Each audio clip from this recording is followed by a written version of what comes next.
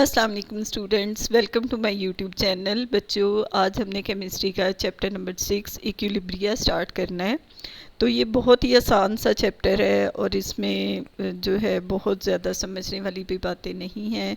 Simple simple सा chapter है। जो चीज़ें मैंने अंडरलाइन की हुई हैं बस उतना सा आप याद कर लें तो एग्ज़ाम्स के पॉइंट ऑफ व्यू से ठीक है। तो सबसे पहले हम देखते हैं कि इक्विलिब्रिया होता क्या है। बच्चों, सामने आपकी ये देखिए एक रिएक्शन लिखा हुआ है NaCl plus AgNO3 एरोसाइन AgCl plus NaNO3।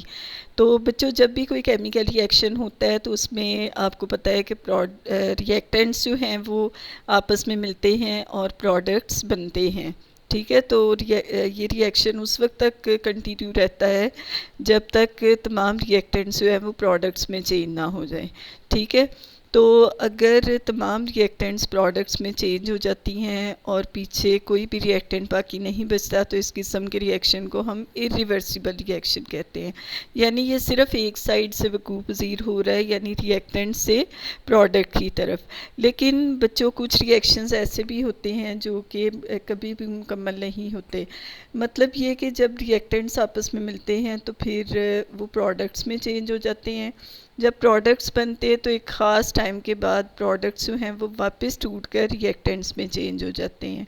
तो इस तरह के जो रिएक्शंस होते हैं, जो रिएक्टेंट से वापस प्रोडक्ट्स में और प्रोडक्ट से फिर वापस जो है वो रिएक्टेंट्स में चेंज हो जाएं, इस तरह के रिएक्शंस को रिवर्सिबल रिएक्शंस कहते हैं।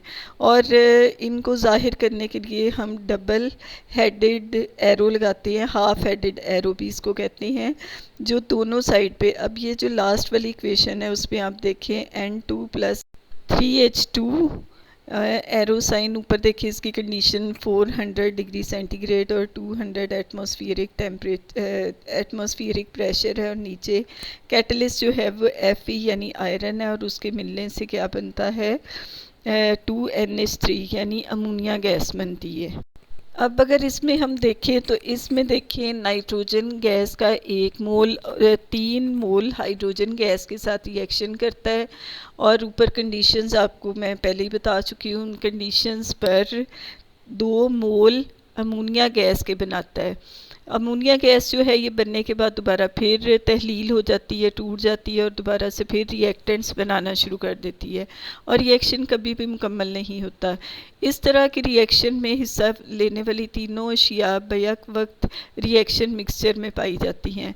अच्छा बच्चों, एक और कंडीशन फिर है कि अगर हमने इस तरह के रिवर्सिबल रिएक्शंस को मुकम्मल करना हो, अगर हम चाहते हों कि उसको मुकम्मल कर दिया जाए, तो उसमें से प्रोडक्ट्स या रिएक्टेंट्स में से किसी एक चीज़ को हम निकाल लेते हैं। ठीक है, जब प्रोडक्ट्स में से किसी एक चीज़ को हम निकाल लेते हैं तो फिर रिएक्शन का एक प्रोडक्ट लाजमी तौर पर गैस होना चाहिए, वो बनते ही बैरूनी हवा में जज्ब हो जाएगा। मसलन अगर हम नीचे वाले ये इक्वेशन को देखें CaCO3, तो इसको जब गर्म किया जाता है तो फिर CaO प्लस कार्बन डाइऑक्साइड बनती है। अब ये रिएक्शन क्योंकि खुले बर्तन में वकूफ़ पज़ीर हो रहा है तो इसमें से जब कार्बन डाइऑक्साइड बाहर निकल जाती है तो फिर पीछे जो है वो CaO बच जाता है। ठीक है, तो इस तरह से ये रिएक्शन तकमील तक पहुंच जाता है, क्योंकि उसके पास दूसरी प्रोडक्ट यानी कार्बन डाइऑक्साइड आपस में रिएक्ट करने के लिए मौजूद नहीं है कि वो वापस रिएक्टेंट में चेंज हो। लेकिन कुछ तब्दीलियां जो हैं, जैसे तबई तब्दीलियां जो हैं वो भी रिवर्सिबल हो सकती हैं। जैसे कॉपर सल्फेट पेंटाहाइड्रेट यानी CuSO4, जिसमें 5 वाटर मॉलिक्यूल्स हैं, उसका कलर जो है वो नीले रंग का होता है। अगर इसको गर्म किया जाए तो उसमें से पानी जो है, गर्म करने पर पानी जो है वो अलग हो जाता है, यानी वो एवेपोरेट हो जाता है, उड़ जाता है। तो ये सॉल्ट जो ब्लू कलर का था ये वाइट कलर का हो जाता है। लेकिन जब कॉपर सल्फेट हवा में से दोबारा से पानी को जज़्ब कर लेता है, नमी को जज़्ब कर लेता है, तो उसका दोबारा से रंग नीला हो जाता है, यानी रिवर्सिबल रिएक्शन जो है वो दोबारा से शो हो जाता है। इसी तरह बच्चों नीचे और 2 एग्जांपल्स दी हुई हैं, लेकिन आप इधर तक इतनी ही एक एग्जांपल कर लें तो ये बहुत है आपके लिए। बच्चों अब जो स्क्रीन पे आपके शो हो रहा है वो है डायनामिक इक्विलिब्रियम। तो अब हम देखते हैं कि डायनामिक इक्विलिब्रियम किस तरह से हासिल किया जाता है। मैंने पीछे भी आपको बताया कि जब भी कोई भी रिवर्सिबल रिएक्शन वकूफ़ पज़ीर होता है तो उसमें रिएक्टेंट्स आपस में मिलकर प्रोडक्ट्स बनाते हैं। पहले स्टार्ट में जो रिएक्शन होता है वो फॉरवर्ड रिएक्शन होता है, यानी रिएक्टेंट से प्रोडक्ट्स की तरफ। और जब प्रोडक्ट्स की कंसंट्रेशन या इर्तिकाज़ काफ़ी हद तक बढ़ जाता है या प्रोडक्ट्स की मिकदार काफ़ी हद तक बढ़ जाती है तो फिर रिएक्शन जो है वो रिवर्स सिमत में चलना शुरू हो जाता है। और ये रिएक्शन दोनों सिमतों में चलेगा जब तक कि फॉरवर्ड रिएक्शन में चलने वाला रिएक्शन जो है वो रिवर्स साइड पे चलने वाले रिएक्शन के बराबर नहीं हो जाता। तो बच्चों जब रिएक्टेंट्स और प्रोडक्ट्स जो हैं या रिएक्शन का रेट जो फॉरवर्ड रिएक्शन में हो रहा था वही रिवर्स रिएक्शन के बराबर हो जाता है तो इस कंडीशन को हम इक्विलिब्रियम स्टेट कहते हैं। ठीक है, रिएक्शन के दोनों सिमतों में चलने के रेट्स इस हालत में बराबर हो जाते हैं, इसलिए रिएक्शन की इस हालत को डायनामिक इक्विलिब्रियम कहते हैं। इस हालत में रिएक्टेंट्स और प्रोडक्ट्स के इर्तिकाज़ मुश्किल हो जाते हैं। तो बच्चों ये आपके सामने जो स्क्रीन पे शो हो रहा है, जितना मैंने अंडरलाइन किया हुआ है, अगर आप इसको अंडरलाइन किए हुए पोर्शन को मिला के लिखेंगे तो आपकी डायनामिक इक्विलिब्रियम की डेफिनेशन हो जाएगी।